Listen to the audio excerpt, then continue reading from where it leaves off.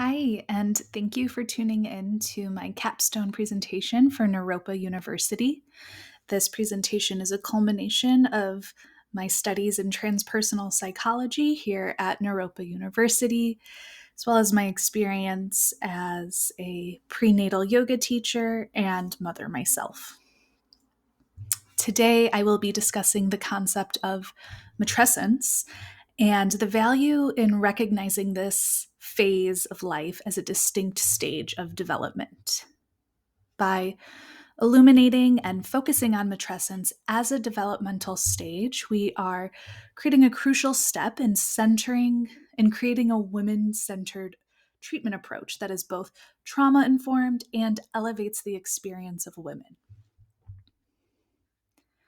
By the end of this presentation, you will be able to identify how matrescence presents, what we can do as helping professionals to honor this phase, as well as what this might mean for larger societal implications, which is really exciting.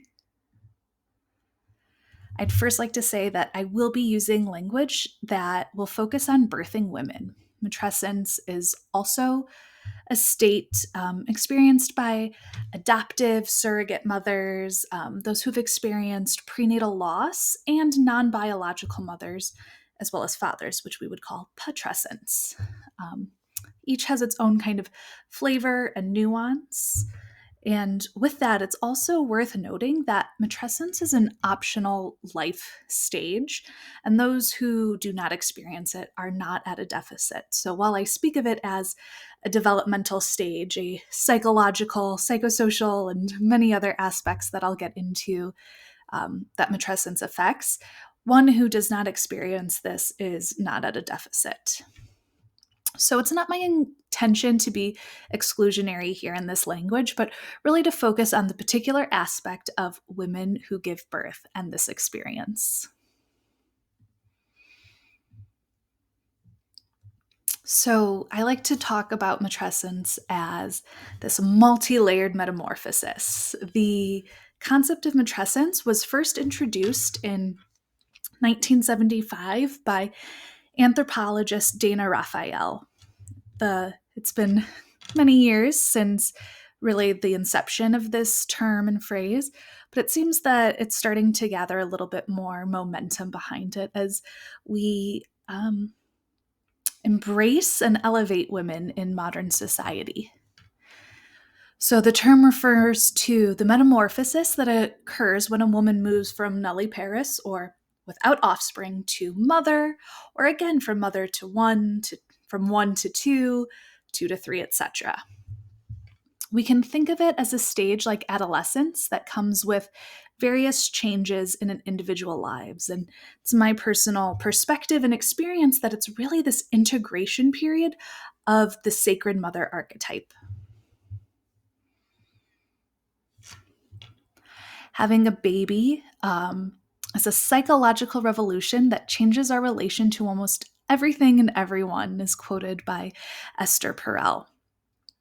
And the way I see it, matrescence is a stage of transformation that touches nearly all aspects of a woman's life. There are biological, psychological, social, physiological, ecological, spiritual shifts that occur when a woman gives birth to a child. Brain chemistry is changing. Where she lives and how a woman physically curates her space changes. Existential and transpersonal awarenesses might arise. There's really massive overhaul in identity, as well as so these like internal identity shifts, as well as external how one relates to the world around them. When working with a woman in matrescence, or if you're experiencing it yourself, it's really helpful to use integral theory orientation, which is a model that recognizes there are multiple lines of development that a woman could be grappling with. So I know I named many different phases, and you can see them listed here as well, or different aspects that a woman could be affected in. And so that's not to say every individual is going to feel in all of these or different amounts. One woman might have more economic stability, so there isn't much change in that, but could be really affected physiologically and vice versa. So it's just to say that there are different lines of development, we're all coming in from a different baseline. And while all of these stages could be affected, they will look different for each person. So it's important to remember that this is unique to the individual.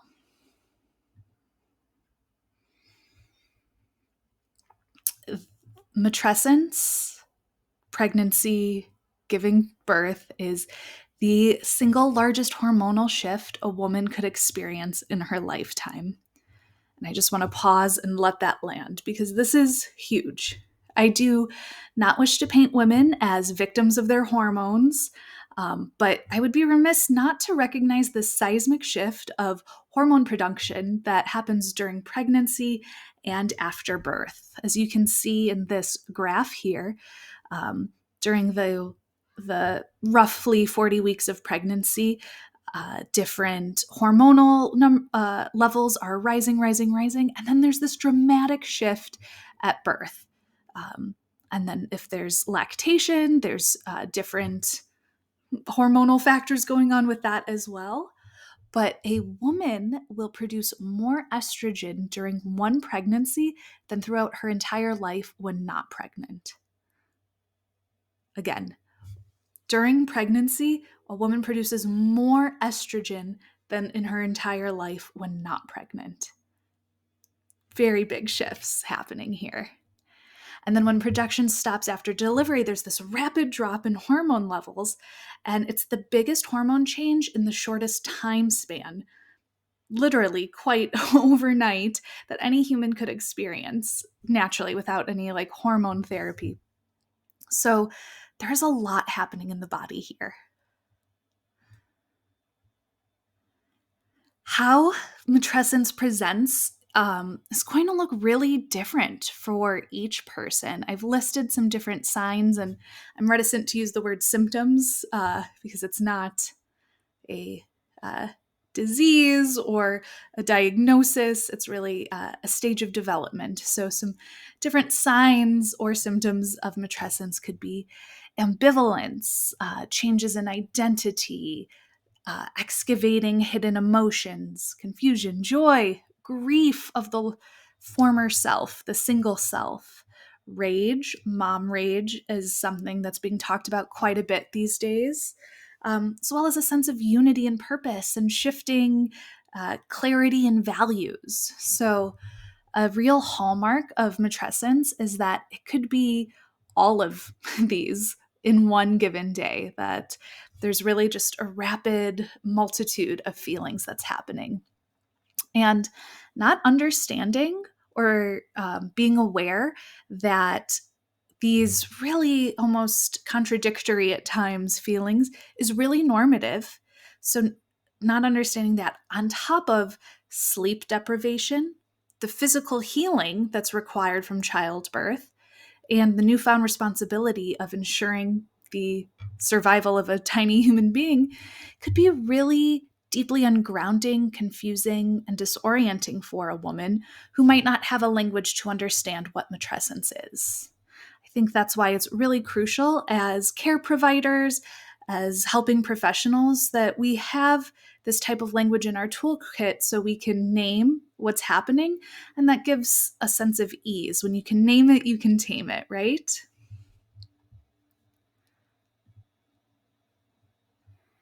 And while I've named some of these sort of maybe a little bit daunting shifts that are happening, I do really need to illuminate that there are huge benefits of matrescence. While it is defined as the metamorphosis into motherhood, the effects are lasting and potentially even lifelong beyond that sort of early matrescent phase. So, research shows that the number of neurons and neural connections in your brain can double during pregnancy and motherhood. It is a time of ripe change. Our brains are changing so much, just as much as the baby's brain is growing. And there's an opportunity here to harness the natural neuroplasticity that's happening during matrescence to potentially rewire new beliefs, to reprogram our identity and shift habits. The brain is plastic. We can create new neural pathways to create new patterns and habits in our life. And this is happening naturally during matrescence. Another study said that, quote, in middle age, mothers with more children show younger looking brain structure, suggesting the neuroprotective effect of motherhood. This is essentially because continual change begets continual learning, and having a child increases your lifelong exposure to environmental complexities. As a child is learning and growing, the mother is also learning and growing how to parent and mother a child at that age, stage, and phase. So, matrescence is this potentially very long period of time of integration. I think it puts a really new spin on the often reluctantly sung refrain of mommy brain. I think we can really embrace that term and recognize that maybe mom brain is this huge gift of neuroplasticity, our brain changing, and potentially becoming younger. Women often also report a shift in identity and values when going through matrescence. It may include a restructuring of priorities and desires. Something I've noticed in my work and working in perinatal mental health is that this often tends to be centered around community and family oriented values. Things that I have heard from women are feeling connected to a long lineage of ancestors who've traveled this path of motherhood before, union with another spirit through that intimate child caregiver connection. And to quote Naomi Wolf in her book Misconceptions, matrescence is like a, quote, twilight state, a melting down and reconstituting of the self. There was more opportunity to hear strains from what must be the other side, the moral music of the sphere, which is very beautiful and poetic. This opportunity for a transpersonal experience to go beyond our individual lived experience and be connected to another individual, a baby, but a community at large.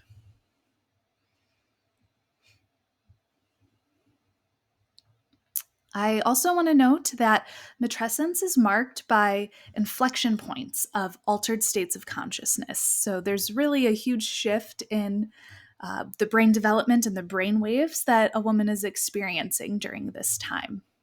In like a very brief overview, oversimplification of things, most of the time we as people spend our days in a beta brainwave state. This is generally like an ordinary thinking state reality.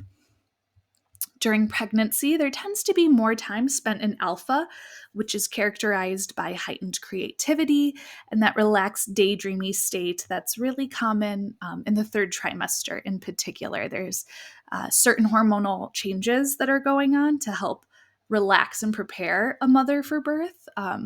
And this begets some kind of alpha brainwave states. During labor, a woman might experience a whole array of brainwave states in an undisturbed physiological birth. But one in particular is gamma. These are the fastest brainwaves, and you tend to see them in experienced meditators or monks during moments of profundity or epiphanies. And it's not uncommon for laboring women to visit this place. Sometimes it's labor land, some might call it, or every woman's experience is unique, but there's kind of this idea of tapping into these greater intuitive states. And finally, I'll mention theta, which appears during labor and early postpartum. It's a state of intuition, heart space, connection, and really deep integration. There's, adaptive benefit to this to help prepare for the child caregiver bonding that theta really helps put into that dreamy, hazy phase that is often marked by postpartum. And there's really just so much more I could say in all of these different aspects and go into more detail. But for the sake of this presentation, I just want to give a brief overview that various altered states of consciousness could be experienced by a woman during the matrescent stage, particularly in pregnancy and postpartum. Matrescence goes really beyond that into the mothering years. But knowing that there's this ripe opportunity for change happening during this time. And it's quite spiritual as we are embracing altered states of consciousness beyond our day to day waking reality. And on that note, pregnancy, labor, birth, and motherhood, which all make up the gamut of matrescence, are really ripe with spiritual experiences. In addition to the changes of brainwave states that I just mentioned, emerging theories claim that there could be a big release of DMT both for mother and child during birth. This theory is still kind of young. There isn't a whole lot of data on it, but there are some indigenous beliefs around this, as well as some early studies talking about it. And if you're not familiar, DMT has been dubbed the spirit molecule and could be one of many reasons for the highly transcendent nature of childbirth. While the chemical makeup is really still under research, it's safe to say that labor and delivery are peak states of experience. There is a loss of self and the creation of a new identity, and that's the identity for the mother and the new child, which are elements that we consider part of peak states of experience. Furthermore, there are 4 qualities of a mystical experience, as dubbed by the father of psychology, American philosopher William James. A mystical experience is characterized as ineffable, having a noetic or revelatory quality. It's transient, and it is passive, as in it feels that it's happening upon the individual rather than them striving or forcing. Really, in brief, this perfectly aligns with many accounts of childbirth. As a spiritual stage of development, it is hard to put into words. You know, it's one of those things that first-time moms who are pregnant, they might kind of say, what is this like? And seasoned mothers might say, like, you just have to experience it. It's very difficult to put into words. You could describe it, but until you've experienced it, it's hard to know. There's also, a touching in to the shadow self, to really having these revelations about oneself, coming into touch with one's edge of what one believes is possible. It's obviously transient. Labor does not last forever, and it's passive. You can't control it. Even with modern medicalization, there is a natural quality of contractions and labor that happens to the woman that is being experienced. So there's this very spiritual aspect happening that there's some potential to bring this into the matrescence conversation to understand what's happening beyond this medicalized model. And also, I quickly want to say that as a spiritual stage of development, it is not over quickly. There's a slow evolution of reinterpreting the new role of mother and integrating the identity of mother into one's life. So, again, thinking of this as a developmental stage, it's not a quick one. Sometimes infancy is kind of described as like 0 to 1, toddlerhood from 1 to 3. And matrescence has this long potential to continue to be integrated throughout one's lifetime. Some notes for professionals on matrescence. I really just want to say, first and foremost, that distress is normative. This really counters the long ingrained cultural narrative that mothering is intuitive for everyone, that women can have it all, and that you will look and feel the way you did pre baby, the bounce back culture, all of these things that haven't necessarily been of service to women. And when the cultural narrative is saying something different to the lived experience, that can be really distressing. Not having language to name what is happening can also be really distressing. The integration of this deeply spiritual experience can sometimes feel like an emergency. Postpartum perinatal mood and anxiety disorders are common in America right now. And there are many different factors for this that goes beyond the scope of this presentation. Um, but one thing I do want to say is that a common song I hear sung by postpartum women is, when will I get back to normal? When will it when will it be like before?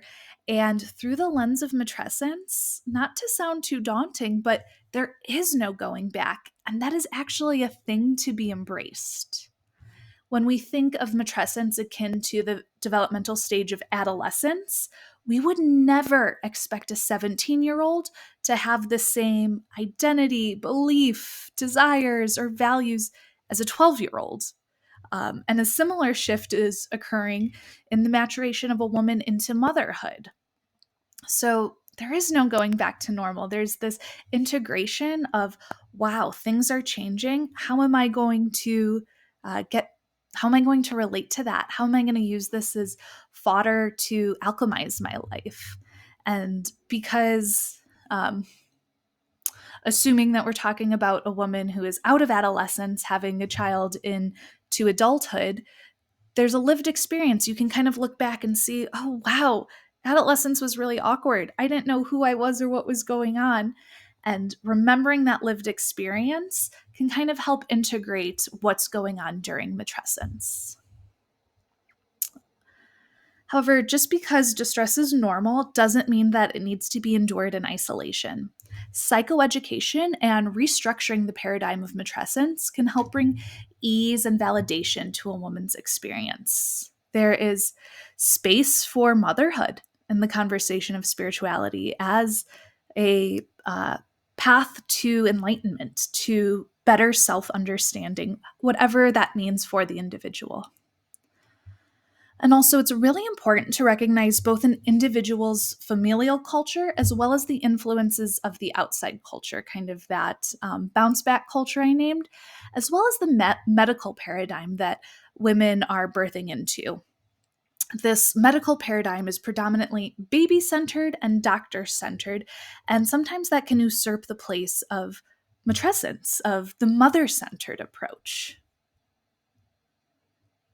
So, speaking more on that, I have this quote of women centered care. It refers to the perspective which takes women's accounts as central and does not consider women to be at the mercy of their hormones or in any other way illogical.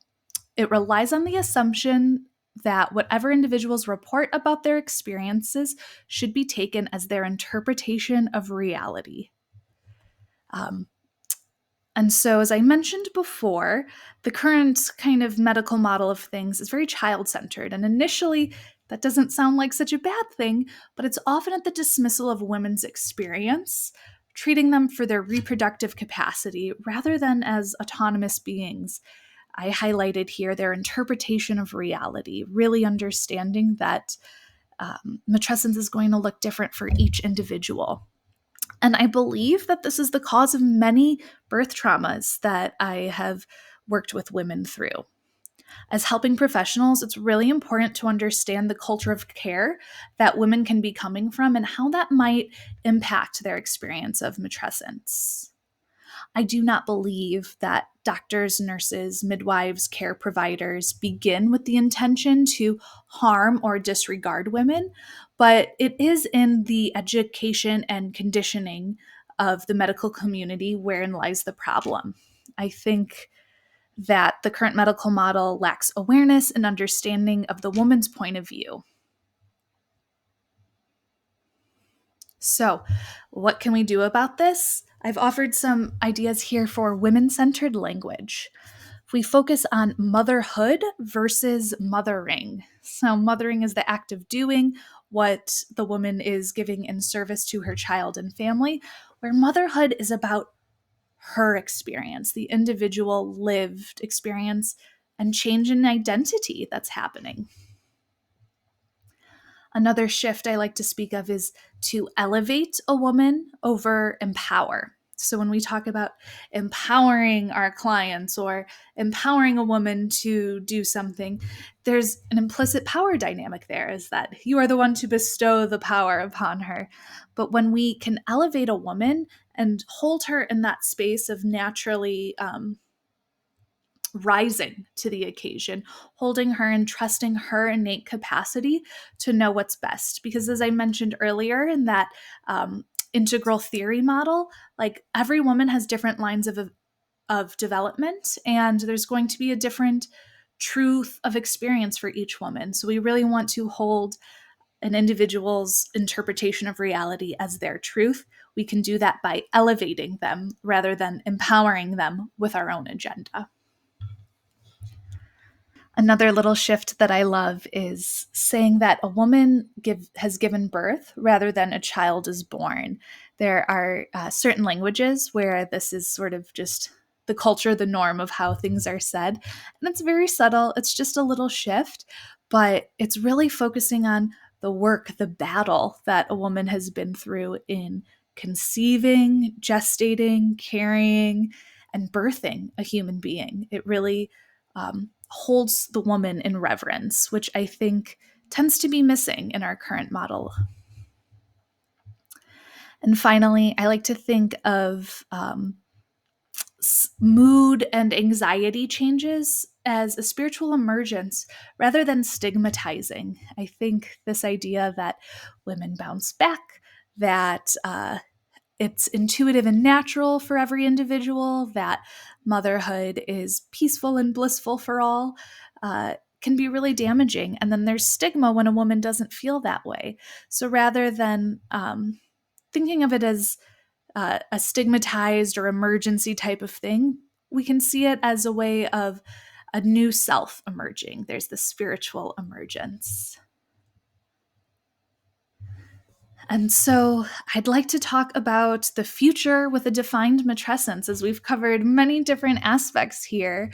I believe that by elevating mothers through women-centered care, there is a natural rising tide that lifts the ship of every infant, family, and community at large. Essentially, child-centered care is inherent when we first elevate the mother.